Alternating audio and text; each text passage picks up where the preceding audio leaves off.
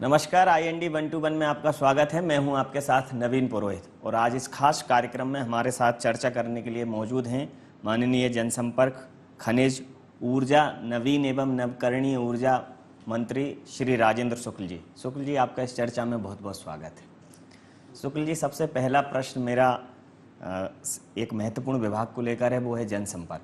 क्योंकि जनसंपर्क विभाग कहीं ना कहीं सरकार और जनता के बीच में सेतु का काम करता है। तो आज इस पर ये आरोप लगते रहते हैं कि सिर्फ ये प्रचार एजेंसी रह गई है सरकार की, कहीं भी जनता की समस्याओं से इसका कोई सरोकार नहीं है। क्या कुछ कहना रहेगा? ऐसा सोचना ठीक नहीं है, क्योंकि प्रचार प्रसार का काम है जनसंपर्क का, इसमें कोई दो राय नहीं है जी। लेकिन उन योजनाओं का प्रचार प्रसार जो जनता के कल्याण से जुड़ा हुआ है जी। प्रदेश में हो रहे विकास से जुड़ा हुआ है जी। और यदि ये भूमिका जनसंपर्क विभाग नहीं निभाएगा अपने सूचना तंत्रों के माध्यम से जी, तो आम आदमी को मालूम नहीं पड़ेगा कि सरकार की जो कल्याणकारी योजनाएं हैं उसका लाभ कैसे लेना जी। है। पहले आओ पहले पाओ और मध्य प्रदेश संदेश के माध्यम से वो सारे फोल्डर्स बनते हैं, वो सारी प्रचार प्रसार की सामग्रियाँ बनती हैं। मुख्यमंत्री शिवराज सिंह चौहान जी ने कई योजनाएं ऐसी चलाई हैं जी। रिक्शा चलाने वालों के लिए योजनाएं, ठेला धकाने वालों के लिए योजनाएं, किसानों के लिए जो सब्सिडी की योजनाएं हैं, 0% ब्याज पर कर्जा देने की योजनाएं हैं। अभी हाल ही में 0% ब्याज से भी 2 कदम आगे बढ़ के जी। और यदि 1 लाख रुपए कोई लोन लेगा तो 90,000 ही उसको वापस करना है। ये तमाम योजनाओं की जानकारी यदि हितग्राहियों को नहीं होगी, दूर दराज गाँव में बैठे हुए आम आदमी को नहीं होगी, तो उन योजनाओं का लाभ लेने में वो वंचित रह जाएगा। इसलिए जनसंपर्क की भूमिका आम आदमी को शासन की योजनाओं से जोड़ने की भूमिका है और इसके लिए प्रचार प्रसार की जो आवश्यकता है वो की जाती है। जी। मतलब सरकारी योजनाओं का लाभ, सरकार की सोच अंतिम व्यक्ति तक पहुंचे, जो आपकी पार्टी की भी अवधारणा है, ऐसा आपने कहा है कि यही जनसंपर्क का उद्देश्य है। लेकिन अगर इलेक्ट्रॉनिक मीडिया और प्रिंट मीडिया को छोड़ दें तो ऐसे और क्या कुछ प्रयास हैं जिनके माध्यम से आप जनता तक पहुँचते हैं? देखिए, वैसे तो यदि आप देखें पिछले 10 वर्षों में जी, तो जितनी सभाएं, जितने जन समस्या निवारण शिविर स्वयं मुख्यमंत्री जी ने शामिल होकर और उसमें लोगों को अवेयर किया है योजनाओं से। जी। फिर CM हेल्पलाइन जी। योजना जो बनाई है उससे आम आदमी को ये सुविधा उपलब्ध की गई है कि वो सीधे अपनी शिकायतें दर्ज कराएं और संबंधित विभागों को CM ऑनलाइन के माध्यम से वो समस्याएं पहुंचती हैं। संबंधित विभाग के 4 लेवल के अधिकारियों के पास वो पहुंचती है। पहले यदि बिजली विभाग की समस्या है तो वो डाइवर्ट हो जाती है जूनियर इंजीनियर के पास। उसने यदि समय सीमा में काम नहीं किया तो फिर ऊपर के अधिकारी, फिर उसके ऊपर के अधिकारी और फिर वो MD लेवल तक के अधिकारी के पास पहुंचती है। तो अंतिम छोर के व्यक्ति तक यदि वो अपनी समस्या का समाधान करना चाहता है तो ये व्यवस्थाएं की गई हैं। स्वास्थ्य से जुड़ी हुई जो 108 एम्बुलेंस की सुविधा शुरू की गई। अब वो यदि प्रचार प्रसार के माध्यम से आम आदमी को 108 एम्बुलेंस की सुविधा कैसे लेनी है ये जानकारी नहीं जनसंपर्क विभाग के माध्यम से उपलब्ध कराई जाएगी तो सुविधा होते हुए भी वो उसका लाभ नहीं ले पाएगा। बिल्कुल। जनसंपर्क जैसा चूंकि संवेदनशील विभाग आपके पास है, तो आपकी अपनी सोच के अनुसार इसको संचालित करने की आपकी अपनी अवधारणा क्या है कि और कैसे अंतिम व्यक्ति तक सुविधाओं का लाभ पहुंचाया जाए, योजनाओं का ज्ञान अंतिम व्यक्ति तक पहुंचे? क्योंकि कहीं ना कहीं सुदूर ग्रामीण क्षेत्रों में अभी भी निरक्षरता है, लोग संवाद के और संचार के साधनों से महरूम हैं। तो क्या ऐसे जनमित्र या कुछ ऐसी और भी योजनाएं संचालित करने का प्रावधान आपने रखा हुआ है कि ताकि किसान और आम आदमी और गरीब आदमी योजनाओं से जुड़कर ज़्यादा से ज़्यादा लाभ ले सके?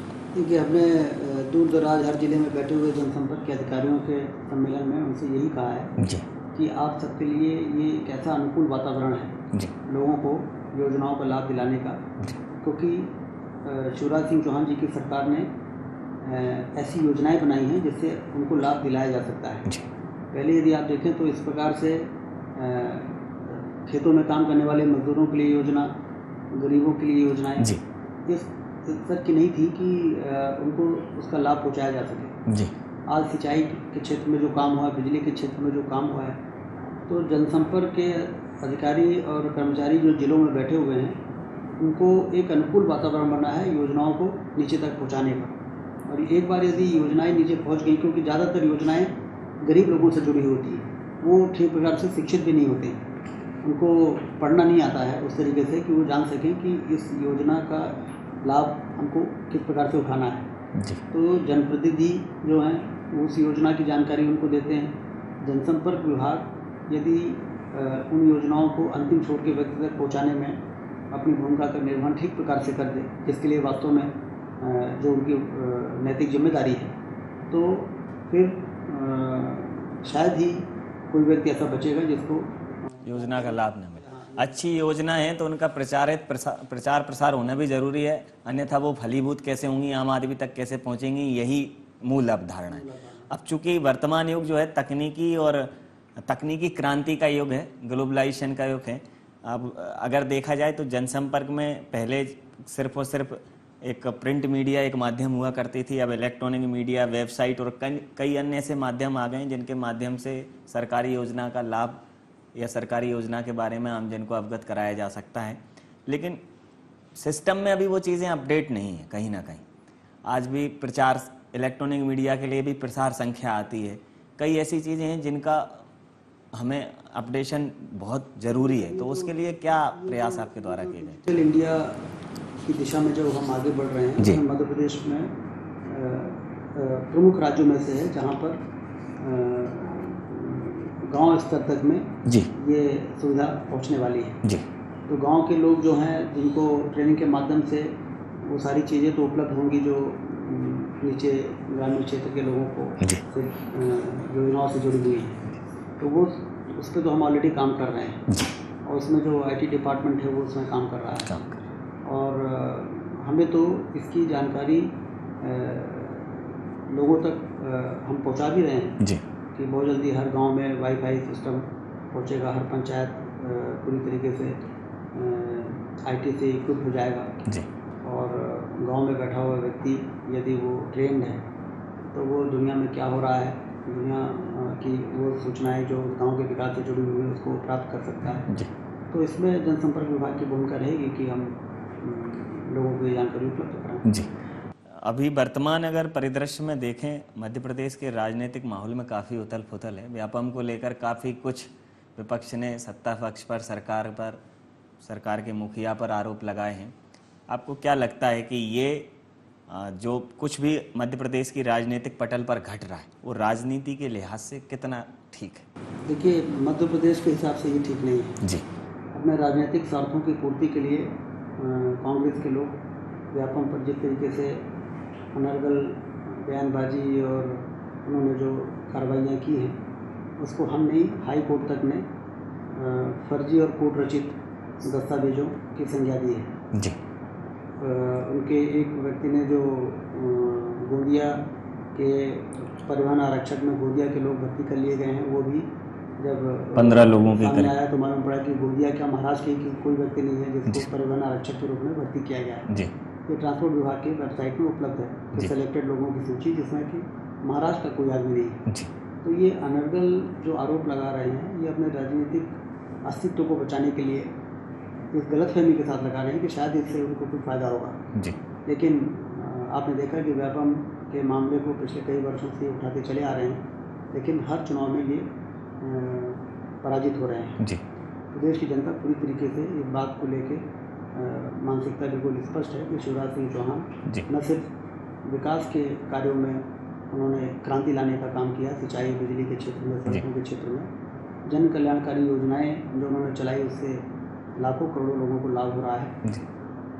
वहीं दूसरी ओर यदि कहीं प्रशासनिक गड़बड़ी का मामला व्यापम के रूप में आया तो उसमें उन्होंने बिना कोई देरी किए उसमें ऐसी कार्रवाई की है जो हिंदुस्तान के इतिहास में आज तक कोई उदाहरण दिखाई नहीं देता, क्योंकि लोगों को मालूम है कि उनकी मंशा ये है कि व्यापम के माध्यम से जो प्रवेश की परीक्षाएं होती हैं, भर्ती की परीक्षाएं होती हैं, पहले भर्ती की परीक्षाएं पटवारी की ज़िले में कलेक्टर और वहाँ के अधिकारी किया करते थे, पुलिस में पुलिस विभाग के लोग किया करते थे, शिक्षकों की भर्ती जनपद पंचायत और जिला पंचायत के लोग करते थे। उसमें कई प्रकार की गड़बड़ियाँ और अपना पराया के आधार पर वो काम हो जाया करता था। उन्होंने उन सारी परीक्षाओं को सेंट्रलाइज करते हुए व्यापम पर लाने का काम किया। 1 करोड़ से ज़्यादा लोग इसमें परीक्षा में भाग लिए, 3.5 लाख से ज़्यादा लोगों की भर्ती हुई और उसमें जो गड़बड़ी पाई गई वो जो जांच शिवराज सिंह चौहान जी ने स्वयं आगे बढ़ के और उसको संज्ञान में लिया, उसको एसटीएफ के हवाले किया। उसमें 1600 लोगों के भर्ती और प्रवेश में गड़बड़ी पाने का प्रमाण सामने आया है, जो पूरे परीक्षा में भाग लेने वालों से यदि हम उसको कंपेयर करें तो 0.01% होता है जी। तो इसलिए सारे लोगों को ये जानकारी है कि इसमें यदि शिवराज सिंह चौहान जी ने गंभीरता से लेके, क्योंकि उसके पीछे उनकी मंशा ये थी कि जब हमने इस सिस्टम को बनाया है तो इसमें यदि किसी ने सिस्टम में छेड़छाड़ करने की कोशिश की है तो ऐसी कार्रवाई हो कि भविष्य में कोई दुस्साहस ना कर सके इस सिस्टम को फिर से किसी प्रकार से हानि पहुंचाने का। अच्छा, जिस प्रकार से व्यापम को लेकर सदन में भी जो शोर शराबा हुआ और सदन के विधानसभा के अंदर जो भी घटनाक्रम हुआ, मध्य प्रदेश के राजनीतिक इतिहास में वो पहली बार हुआ। 5वीं बार विधानसभा का सत्र हंगामे की भेंट चढ़ गया। जो चर्चाएं सदन के अंदर होनी थी वो प्रदर्शन सड़कों पर हुए। तो जिस प्रकार की राजनीति आज हो रही है, आपने तो उसे सरकार की छवि धूमिल करने का प्रयास कहकर अपनी बात रख दी, लेकिन कहीं ना कहीं प्रदेश की जनता के साथ ये अन्याय, क्योंकि जनहित से जुड़े मुद्दों पर तो बातचीत हो ही नहीं पाती। पिछले 5 सत्र सिर्फ हंगामे की भेंट चढ़ गए। तो जिन मुद्दों पर शिक्षा, गरीबी, बेरोजगारी, इन सब पर बात होनी चाहिए थी, तो आखिर क्यों नहीं सरकार कोई ऐसा विधेयक लाती जिससे कम से कम सदन के अंदर जो है मर्यादित आचरण करें जो हमारे जनप्रतिनिधि चुनकर जाते हैं। इस पर विचार किया जा सकता है और विचार के बाद यदि सहमत बनती है तो जरूर इस प्रकार के कदम उठाए जा सकते हैं। वर्तमान में जो राजनीतिक परिदृश्य उसमें एक और चर्चा का बाजार गर्म है, वो ये है कि राजनीतिक परिदृश्य में बड़ा फेरबदल देखने को मिल सकता है। और जिस प्रकार की अफवाहें कहें या जिस प्रकार की बातें चल रही हैं, आपको क्या लगता है कि क्या मध्य प्रदेश की राजनीति में वर्तमान सत्ता पक्ष में कोई भारी फेरबदल हो सकता है? इस प्रकार की कोई संभावना मुझे दिखाई नहीं देती है जी, क्योंकि पूरी भारतीय जनता पार्टी दिल्ली से लेकर यहाँ तक जी, इस बात को लेकर गौरवान्वित है कि मुख्यमंत्री शिवराज सिंह चौहान जी ने व्यापम के मुद्दे पर जी, गड़बड़ी की तह में जाने का प्रयास किया है। जी, और ये एक उदाहरण होगा पूरे देश के अन्य राज्यों के लिए कि यदि प्रशासनिक गड़बड़ी कहीं प्रकाश में आती है तो राजनीति में पॉलिटिकल बजाय उसको दबाने को, जी जी, तो उसको तह में जाके उस गड़बड़ी को पकड़ने का काम करें। जी, आमतौर पे ऐसा देखने में पिछले दिनों हिंदुस्तान की राजनीति में बहुत कम आया है जी, लेकिन शिवराज सिंह चौहान जी ने जो काम करके दिखाया है जी, उससे पूरी भारतीय जनता पार्टी गौरवान्वित है। जी। तो कहीं भी लज्जा जैसी कोई बात नहीं है। और जो एक कांग्रेस एक बात कह रही है कि पहले तो वो सीबीआई जांच की मांग कर रही थी, सीबीआई जांच भी स्वीकार हो गई, अब वो कह रही है कि कोई भी बात जब आगे बढ़ेगी जब मुख्यमंत्री जी इस्तीफा दे देंगे। तो आपको क्या लगता है कि कांग्रेस की इस मांग पर आप कोई ध्यान देंगे? कांग्रेस के लोग कोई आवाज़ उठाते हैं जी, तो प्रदेश की जनता की नज़र में वो कहावत लोगों के दिमाग में चरितार्थ होता है कि जी, 100 चूहे खा के बिल्ली हज को चली। जी, तो कांग्रेस जो कि भ्रष्टाचार की गंगोत्री के रूप में मध्य प्रदेश की जनता के दिमाग में बैठी हुई है। जी, जी, दिग्विजय सिंह का शासनकाल कुशासन के रूप में अभी भी याद किया जाता है। यहाँ पर इस प्रकार के नोटशीट जारी की जाती थी मुख्यमंत्री के दस्तखत से कि फलाने प्रसाद हैंडपम्प मैकेनिक को सहायक शिक्षक के पद पर संविलियन करते हुए इनको नियमितीकरण मंत्रिमंडल की अनुमति की प्रत्याशा में किया जाता है। दिग्विजय सिंह मुख्यमंत्री इस प्रकार की गैर जिम्मेदाराना नोटशीट कांग्रेस के शासनकाल में जहाँ चलती रही हो, जहाँ पर सिगरेट के पैकेट पे शासकीय नौकरी में नियुक्त करने के आदेश जारी होते रहे हों, वो लोग जब इस प्रकार के मुद्दे उठाते हैं जी, तो मध्य प्रदेश की जनता उसको यही मानती है कि ये इस प्रकार के मुद्दे ये राजनीतिक उद्देश्यों के लिए उठाए जा रहे हैं, राजनीतिक रोटी फेंकने के लिए उठाए जा रहे हैं। इसी तरह फिर से बिल्ली के भाग से छीका यदि टूट जाए तो सत्ता पर जाके फिर से वो आसीन हो जाएं। लेकिन अब लोग दूध के जले हैं, इसलिए छाछ भी फूक फूक कर पी रहे हैं। और इसलिए जब कोई चुनाव का मौका आता है तो शिवराज सिंह चौहान जी को पिछली बार आप इससे अंदाज लगा सकते हैं कि पिछली बार सारे लोग कह रहे थे कि जब 145 विधायकों वाली सरकार थी कि बहुत लड़ाई कांटे की टक्कर की है, भाजपा की सरकार बनेगी कांग्रेस की सरकार बनेगी, इस प्रकार के हम लोग अखबारों में सुनते थे। लेकिन जब मध्य प्रदेश की जनता को मौका मिला तो उन्होंने 145 के बजाय 165 विधायक शिवराज सिंह चौहान जी के झोली में डाल दिए। तो इसलिए जनता जागरूक है, वो सिंचाई का काम देख रही है, बिजली का काम देख रही है, सड़कों का काम देख रही है। अब 4 लाख गरीबों की बेटियों की शादी मुख्यमंत्री कन्यादान योजना के माध्यम से हुई है। आप कल्पना कर सकते हैं कि उस परिवार के लोगों को कितनी राहत मिली होगी। लाखों लोग मुख्यमंत्री तीर्थ दर्शन योजना से ट्रेनों में बैठ के बरातियों की तरह जाते हैं, जिनके जेब में पैसा नहीं रहता था तीर्थ करने का, जी, और लाखों लोग तीर्थ दर्शन करके लौट के आए हैं। उनकी आत्मा को कितनी शांति और तृप्ति मिली होगी, इसका अंदाजा आप लगाइए। और इसलिए जब चुनाव का मौका आता है तो मुख्यमंत्री शिवराज सिंह चौहान जी को जनता का आशीर्वाद मिलता है जी। लोग इस बात को लेकर कहीं ना कहीं कांग्रेस शासनकाल की एक बहुत बड़ी खामी थी दिग्विजय सिंह जी के शासनकाल की, वो थी विद्युत। संयोग से वो विभाग भी आपके पास है और आप अटल ज्योति योजना के तहत 24 घंटे लाइट देने की भी बात कह रहे हैं। तो आपको क्या लगता है कि विद्युतीकरण को सुदृढ़ करने के लिए प्रदेश में आपके द्वारा क्या प्रयास किए गए हैं? कांग्रेस तो कहती है नाकाफ़ी है, सिर्फ प्रचार और प्रसार किया गया है। बिजली का संकट विरासत में भारतीय जनता पार्टी को मिला था जी, और ये संकट देने वाले यही कांग्रेस के लोग थे, जिन्होंने लंबे समय तक शासन में रहने के बावजूद न तो बिजली के उत्पादन को बढ़ाने का काम किया, न डिस्ट्रीब्यूशन सिस्टम को और बेहतर बनाने का काम किया। और कई वर्ष ऐसे मैंने विधानसभा में बताए थे कि कई ऐसे वर्ष थे जिसमें इस क्षेत्र में निवेश के लिए जीरो राशि मध्य प्रदेश सरकार की ओर से बिजली विभाग को दी गई थी, मतलब शून्य बजट, जिसके कारण ये दुर्दशा हुई थी। और आपको ध्यान होगा कि मध्य प्रदेश अंधेरे में डूबे हुए प्रदेश के रूप में जाना जाने लगा था जी। इसी कारण से मध्य प्रदेश बीमारू राज्य के रूप में कहा जाने लगा था जी। आज आप देखिए कि हम गर्व से कहते हैं कि बिजली की कमी वाला प्रदेश मध्य प्रदेश नहीं है, बिजली के आधिक्य वाला प्रदेश मध्य प्रदेश बेच रहे हैं बिजली, क्योंकि 4000 मेगावाट से 14000 मेगावाट की बिजली की उपलब्धता हमारी आज है जी। और हम ये देख रहे हैं कि कौन से राज्य में बिजली नहीं, वहाँ बिजली देने के लिए हम प्रयास करते रहते हैं जी। 24 घंटे बिजली देने की बात हमने कही जी। और अटल ज्योति अभियान के माध्यम से गांव में हमने 24 घंटे बिजली दी। विधानसभा चुनाव के पहले कांग्रेस के ये सारे 4-5 नेता हवाई जहाज में बैठ के दिल्ली से आते थे और आम सभा में जाके और कहते थे कि अटल ज्योति नहीं बल्कि अटल कटौती योजना है जी। तो वहीं पे लोग ने ये तय कर लिया था कि ये सही को झूठ करने का प्रयास जो ये कर रहे हैं और फिर चुनाव में उसका परिणाम उन्होंने उनको दे दिया। तो कोई किसी को कैसे गलत यदि हम 24 घंटे बिजली देने की बात कर रहे हैं, यदि लोगों को गांव में 24 घंटे बिजली नहीं मिलेगी जी, यदि ये नहीं मिलती तो क्या ये लोग समर्थन कैसे करते? समर्थन थोड़ी करते। एक और बड़ा प्रश्न है कि आपके पास एक और विभाग है नवीन एवं नवकरणीय ऊर्जा का। निश्चित रूप से अब हमें वर्तमान परिदृश्य को देखते हुए, वैश्वीकरण को देखते हुए कहीं ना कहीं ऊर्जा के पारंपरिक स्रोतों की तरफ भी ध्यान देना पड़ेगा। तो उसको प्रदेश में बढ़ाने के लिए सौर ऊर्जा और अन्य वैकल्पिक स्रोतों को विकास के लिए, उनके उत्पादन बढ़ाने के लिए आपके द्वारा क्या नए प्रयास किए जा रहे हैं, क्या योजनाएं चलाई जा रही हैं ताकि लोग इसमें निवेश करें या लोग इससे जुड़ें?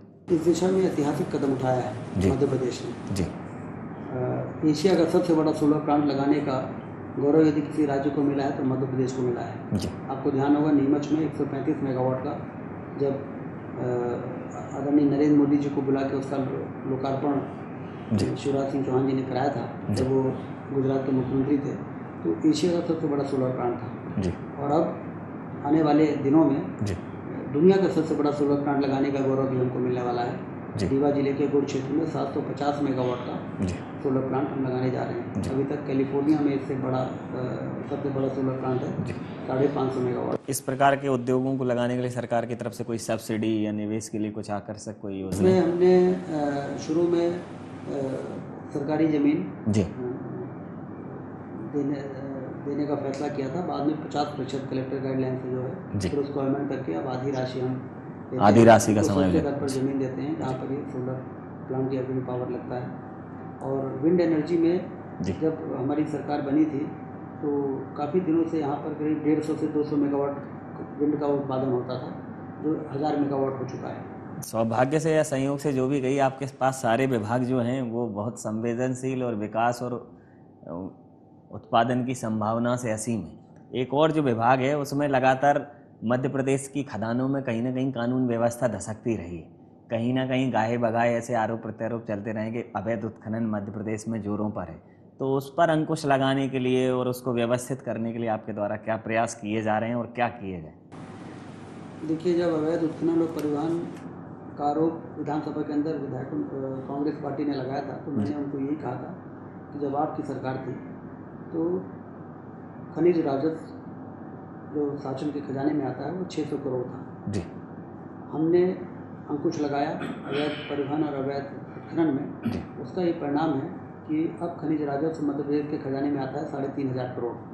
तो 600 करोड़ से 3,500 करोड़ खनिज राजस्व का आना, जी ये अवैध उत्खनन और परिवहन को बढ़ने का प्रमाण है कि अवैध उत्खनन और परिवहन पर अंकुश लगाने का परिणाम है। तो फिर उसके बाद वो कोई इसका जवाब दे नहीं पाए थे। और आप ये देखिए कि पहली बार शायद जी किसी मुख्यमंत्री ने वीडियो कॉन्फ्रेंसिंग करके जी माइनिंग विभाग के नीचे के अधिकारियों को भी कहा था कि अवैध उत्खनन परिवहन के कलंक को मिटाना है जी। मध्य प्रदेश की धरती जी से। बिल्कुल। उससे नीचे तक के अधिकारी और कर्मचारियों में ये मैसेज गया कि अब कोई भी राजनीतिक संरक्षण अवैध उत्खनन को पोषित नहीं कर ये पाए। बहुत बड़ा मैसेज था जी क्योंकि अभी तक भारतीय जनता पार्टी की सरकार में पहले कांग्रेस पार्टी के लोगों के द्वारा जी खनिज माफियाओं को जो संरक्षण दिया जाता था जी उसी का परिणाम था कि सरकार के खजाने में जो पैसा आना चाहिए था उसकी बंदरबाट होती थी। जी लेकिन अब राजनीतिक संरक्षण नहीं है।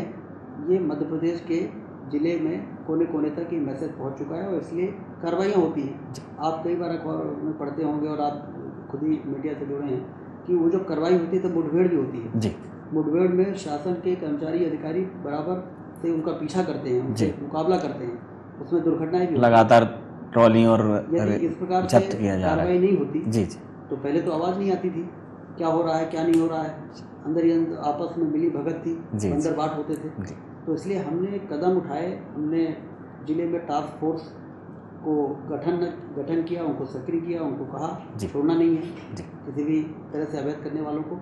इसका परिणाम है कि हमारे खजाने में खनिज राजस्व बढ़ता चला जा रहा है। हमारी सर संस्कृति की ही एक मूल अवधारणा है कि निंदक नियरे राखिए आंगन कुटी छवाए। हमेशा आलोचकों और समीक्षकों को तो अपने आसपास रखना चाहिए ताकि काम के दौरान योजनाओं का या क्रियान्वयन का परिष्करण होता रहता है।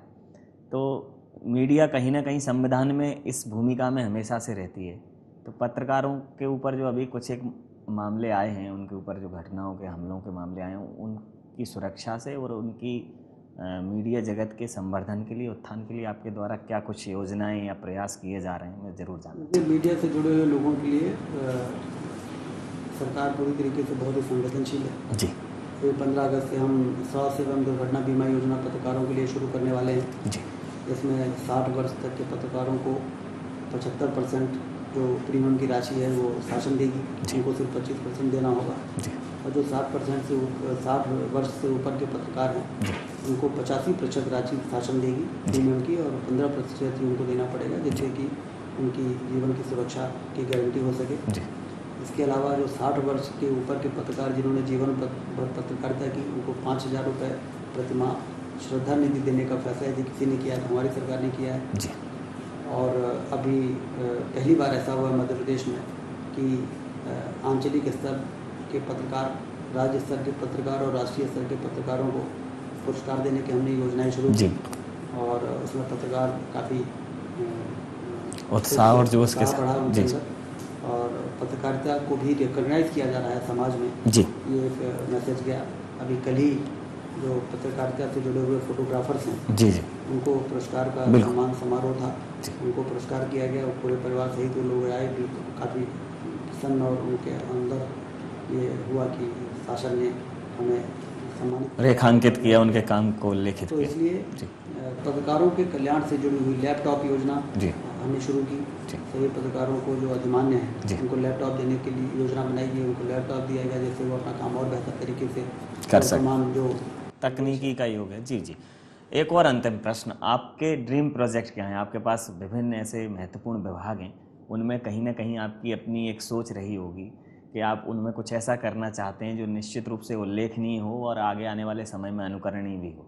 तो आपके कुछ एक ड्रीम प्रोजेक्ट्स के बारे में मैं जानना चाहूँगा। क्योंकि ऊर्जा का जहाँ तक सवाल है जी। तो जैसा मैंने आपको बताया कि बिजली की कमी वाले राज्य से उभर कर अभी बिजली के अधिक वाला राज्य बन गया है। जी। लेकिन अभी ये क्षेत्र को आत्मनिर्भर बनना बाकी है। जी। आत्मनिर्भर से मतलब ये होता है कि इस पूरे सेक्टर को चलाने के लिए जो खर्चा होता है, जी। कोयला खरीदने में खर्चा है, बिजली खरीदने में खर्च है, जी।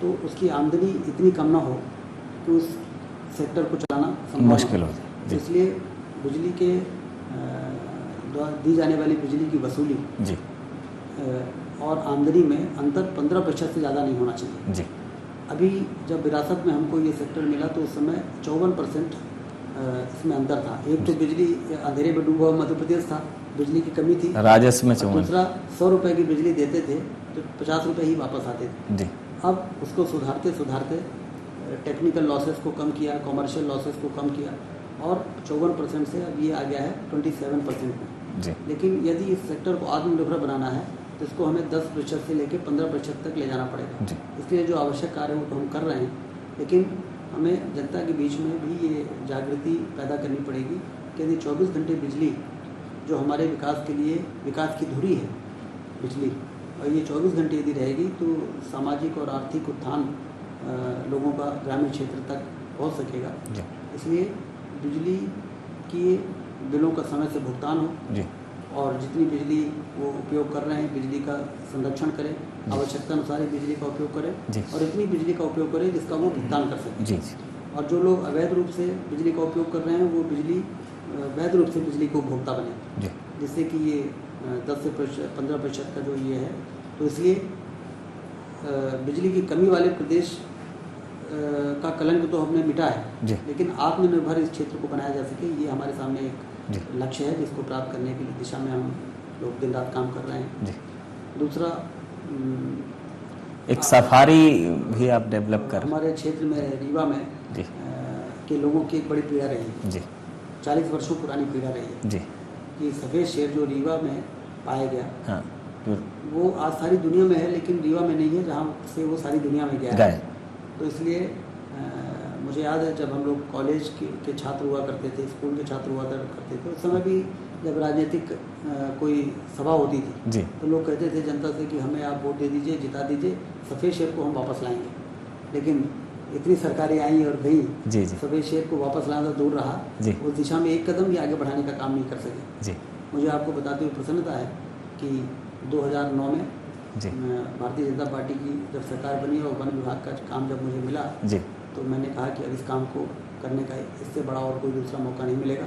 जी इसकी शुरुआत हुई और मुझे बताते हुए प्रसन्नता है कि 15 अगस्त के बाद सफ़ेद शेर वहाँ वापस आएगा जी और 15 सितंबर के आसपास हम उसका भव्य लोकार्पण करेंगे जी और विंध्य की गौरव की वापसी को हम सुनिश्चित करेंगे। जी तो हमने तमाम पहलुओं पर चर्चा की, तमाम हालात पर चर्चा की, राजनीतिक गलियारों को खंगाला, जज्बातों को खंगाला, हर चीज़ को बारीकी से जाना और हर चीज़ के हमें बड़ी सहज तरीके से प्रत्युत्तर मिले, हर बात को बड़ी साफ़गोई से कहा गया। आदरणीय शुक्ल जी का बहुत बहुत धन्यवाद, बहुत बहुत आभार हमारे साथ इस चर्चा में शामिल होने के लिए। IND 121 में फ़िलहाल इतना ही। आप बने रहिए हमारे साथ और देखते रहिए IND 24। नमस्कार।